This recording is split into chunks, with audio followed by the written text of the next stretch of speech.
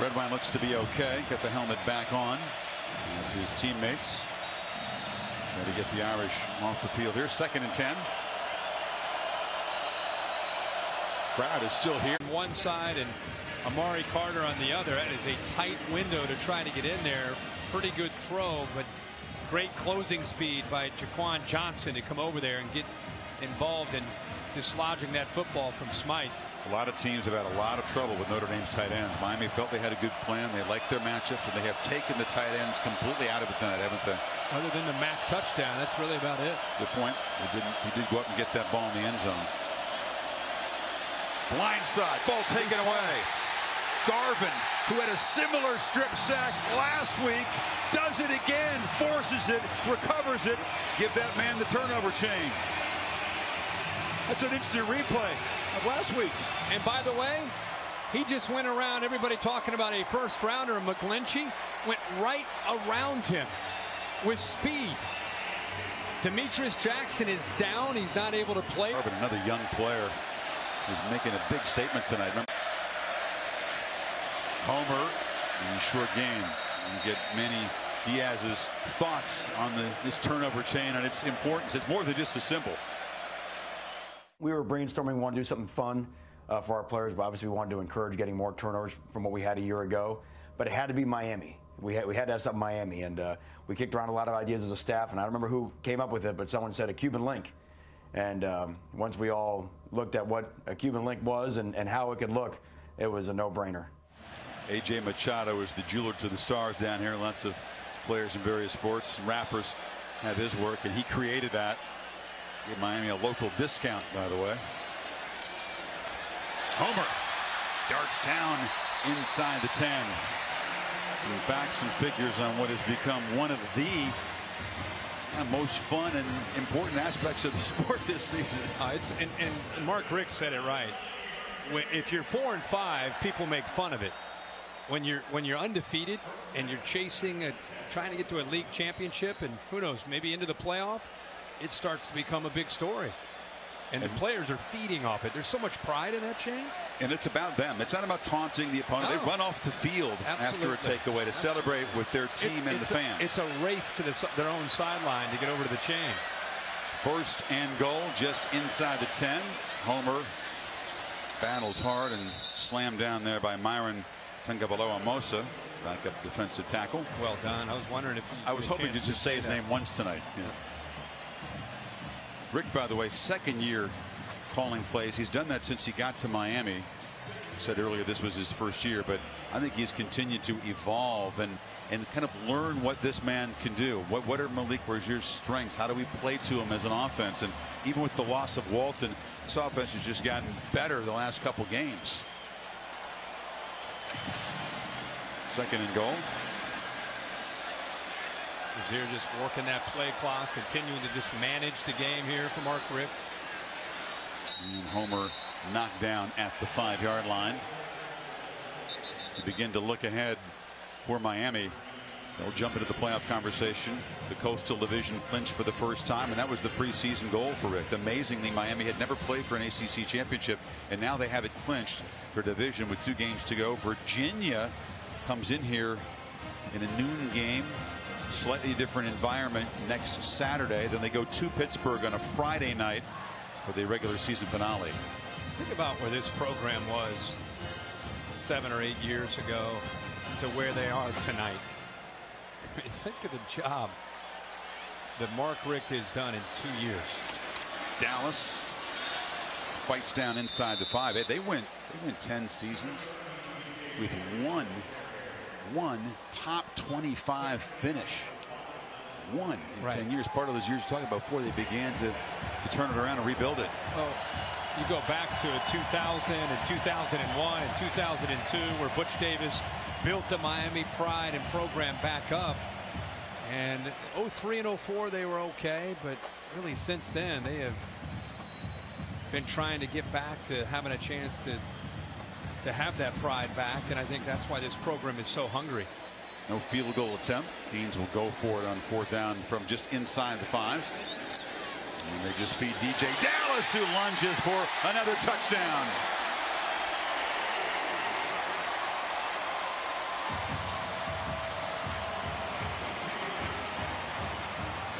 Set up by Garvin's strip sack. As Henry has a little fun with the crowd. Dallas fights hard. Let's check the knee just to make sure. Now he's clearly in. Yep. So he's starting to become a really nice back. Sure is. I mean, again, high school quarterback, played wide receiver here when Walton went down and Homer became the guy. They needed to find a backup back, and Thomas Brown said that he earned the right to become that guy. Taking advantage of it. First 2 career touchdowns for Dallas.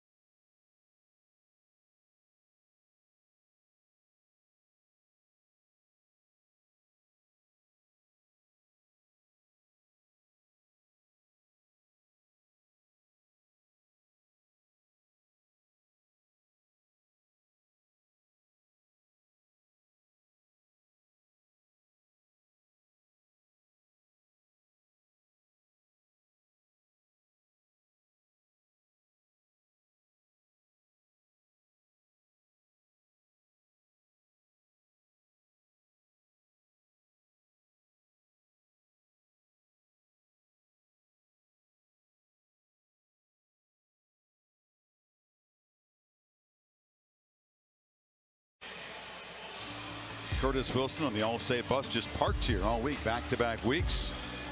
The bus has been helping us find great teamwork and great work in the community all season long. Kirk, who's the All-State All-Hands-In Team of the Week. So we do it every week.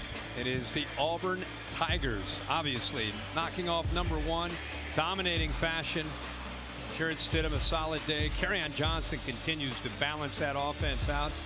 And Auburn all of a sudden sitting in a very, very good position with Alabama coming into town in a couple of weeks. If they win there, they head to the SEC championship game. C.J. Sanders from the 5. Auburn, somewhat a forgotten team. Everybody thought this was a conference dominated by Alabama and Georgia. All right, now time for your top 6. Got this in bracket format. Looks like the 1 and the 4 teams on the left and the 2 and 3 on the right. Yeah, I put Oklahoma up at 1 because of the way Baker Mayfield, the way they continue to score. Alabama holds on. I put them at 2. 3, I have the Miami Hurricanes. I move them all the way up with some of the upsets. I think they control their own destiny. Ironically, Clemson for me is at 4. And then there's undefeated Wisconsin sitting there at 5, waiting for more upsets to happen. And Auburn, despite 2 losses, right there for me at number 6 after today. Game day's going to Madison next week. We're going to Madison. They might have something to say about the undefeated Badgers who look good today, ranked down there at number 5 for you. So heads up on that. And St. Brown working hard, breaks free for the 30-yard line, and the Irish just with 3:45 to go in this one. It began in an ugly way as the bus was hit by a bottle, a window broken out of that lead bus that Coach Kelly and some of the players were sitting on. Some idiot getting involved early, but it just, from that ugly incident, it just kind of went downhill. Wimbush, a frustrating night. At times this game looks too fast for him. A flag comes in as he makes a big run down into Miami territory. Like it's on a receiver downfield blocking Claypool. It says, "Who, me?" Yeah, right in front of an official. Wimbush, used to seeing him do that this year, picking up big yards on scrambles. Of course, the Irish fans wondering, Kirk, how can an offense that's been so overpowering, running the ball against everybody except Georgia? Personal foul, illegal block below the waist, offense number 29, 15-yard penalty, first down. And he comes in averaging 7 yards a rush, #1 of the country, smothered tonight. I can tell you, it was the speed of the Miami defense, the relentless attitude that they played with, and being in this environment. Those are things that they haven't seen a lot of this year. So you can have your gaudy stats. We can talk all we want about a big, powerful offensive line in Josh Adams, but early in this game, you could see that they were moving slow, and Miami was moving fast.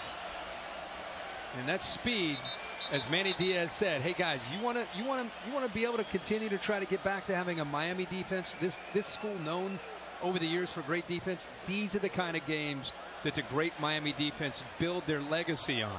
Undersized, fast defense against big, strong offenses back in the 80s and 90s like Nebraska or Michigan or whoever it might be, Oklahoma. And that's what they were able to do tonight. So Manny Diaz challenged them, and that defense took that challenge to heart. And he gave them a history lesson, reminding them about how their predecessors in Miami had done just that. After a 20-yard run and a 15-yard penalty, it's 1st and 5 now. And Wimbush flushed again, has some room, level with the line of scrimmage as he runs out after a 1-yard gain. Pacific Life game summary is the quarterback comparison and a clear edge to Malik Rozier tonight. It was efficient, 44 important rushing yards, including a touchdown. Yeah, what doesn't show up on the right there is just Rozier being in command again. We saw it last week, we saw it tonight. Managed the game very well, and Brandon Wimbush, who would have thought that at one point he'd be benched in this game for the backup Ian Book. There's a throw incomplete over the middle. The one thing they've done brilliantly besides run the ball is take care of the ball. But the 4 turnovers tonight converted into 24 Miami points. Winning the first defensive score of the year, which Mark Rick, joking, was long overdue. Kane's defense finally finding the end zone. And as the party continues for another 2.5 minutes here in Miami, a result that will have the college football world. Substitution infraction on the offense. 5-yard penalty, 3rd down. And that selection committee, when they convene, it'll have them suddenly, and I would think radically, rethinking this Miami football team. Have to. You talked earlier about the close calls that they had against teams like Georgia Tech and Florida State, who aren't great teams. They had to pull it out. But you can't help. I just showed you mine. I had them in the top 4 after some of the upsets. You can't help but admire and respect what Miami's done in their 2 biggest games of the year, back-to-back, big stage, Virginia Tech and Notre Dame, dominating in both games. Wimbush over the middle, and the catch is made by Claypool, who's knocked down. We got Deion McIntosh, backup tailback in the game for the Irish. His bigger brother RJ, one of the starting defensive tackles for Miami, number 80. So both McIntosh brothers getting in there. The Ford wrap-up show with Cassidy Hubbard is coming up. They have highlights of that thriller, Alabama surviving in Starkville, in case you missed that earlier. 4th down and 2 in the final 2 minutes. Handoff and nothing doing. I think he's going to be about a foot short. McIntosh stopped by Chad Thomas, and Miami will take over in plus territory. Just for fun, they'll bring the chains out, but this one doesn't look to be that close.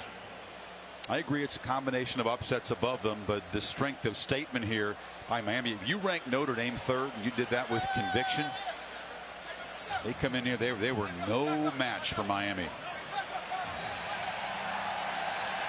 And the Canes will take over on downs and just be able to grind out the final 49. 149, excuse me. Mark Richt and Manny Diaz, they may want to give a game ball to the defense the way they played today, but especially the defensive line.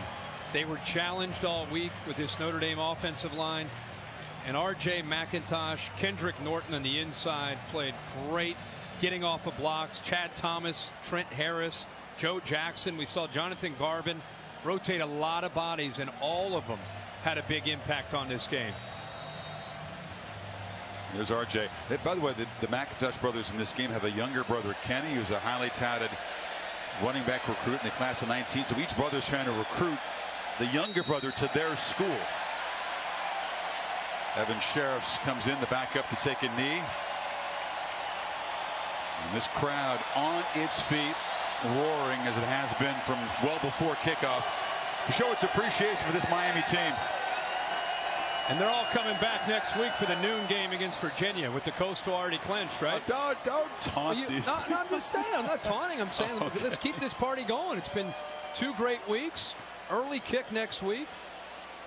Got to show up and support your team. It's serious business. It is the home now. finale. It's senior day. Well, not only that, you're in rarefied air now. I mean, it's indeed not only clinched to Coastal. You're thinking about continuing to win, stay in that race for the playoff, have a shot to be undefeated, and play Clemson in the ACC championship.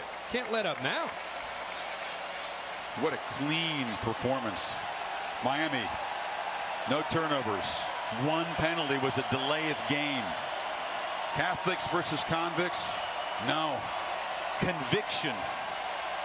Conviction from start to finish. Convincing dominance from the orange and green. Diaz's defense was brilliant. The chain brought out 4 more times. Rozier in the offense. Efficient. Balanced. And Miami announcing itself as not just ACC Coastal Division champions, but very strong playoff contenders.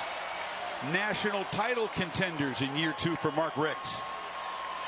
As Kelly and the Irish are sent home humbled. As the final seconds tick away, we'll get Mark Richt's reaction with Maria Taylor. It's a final officially. Thanks so much, Chris. Well, Coach, you dominated this game from start to finish. What impressed you most about your team's effort tonight? Well, I think it started up front on both sides of the ball. We know how big and powerful they are, but we were pretty decent as well. I thought both the offensive and defensive line took care of business. Before this game started, you knew that your team had clinched the Coastal for the first time ever. What does that mean for this program moving forward? Well, it's a big deal. It's a shame it was kind of anticlimactic. We didn't really want to talk about it. You know, we kind of were now you can. Little quiet, little daps here and there, but we just wanted to focus on this game. But an unbelievable job of winning the Coastal, first time in the history of the school as far as being able to represent in Charlotte, and we're looking forward to that. In your defense, we talked about them setting the tone, but how about both sides of the ball? I mean, offensively, 0 turnovers. What came from that side for you? Both sides of the ball did play very well, and specials as well. And I want to say, praise God. All right, Coach, thank you so much for your time. Tom, over to you. Maria, thank you very much. Malik, the question that always gets asked over and over, is the U back? What was the answer tonight? I mean, yeah, anytime you put up 237 yards rushing on this defense, the line's doing a great job. The running backs are in their holes, so they made the job easier on me, just giving a handoff and just watching the guys run. What statement, Malik, do you think you sent to the committee on a weekend when a lot of teams above you guys lost? I think we just showed that we could score. Our defense told me that if we put up 21, we're going to win. They held them to 8, and our defense is playing phenomenal. So, tremendous performance. Congratulations, Malik. Thank you so much. Chris? Well, Tom, around here, the standard for being, quote, back is pretty high with those 5 national championships, but it's a big deal. And Mark Richt, in his chilled out, laconic way, says we think we're pretty decent too. I mean, they were pretty decent tonight. A little thing there, but I love what Malik Rozier said about, hey, I love how the offense and the defense are intertwined with his team. Second week in a row. He threw 3 picks last week, and the defense went out of their way to come down to him and talk to him and say, hey, man, it's good. It's good. Keep battling. We got your back. That tells you a little bit more of what's going on here. That's not always normal on teams, and Miami has that right now. And you just heard him tell Tom that was in play again tonight. Defense say, if you score 21, we got this. The winning streak stretches to 14 games since that heartbreaking loss in South Bend a year ago. Coastal champions, playoff contenders. What a night in Miami. The rebirth of this rivalry in a Big Six game was a beatdown, 41-8 for the U. Notre Dame's second loss of the season will have them scratching their heads as they head home. What happened tonight here in South Florida? Well, the Canes took a huge step toward being back. The Ford Wrap-Up Show is coming up next. This game directed by Derek Mobley, produced by Bill Bunnell. So long from Miami. Cassidy Hubbard now in the studio.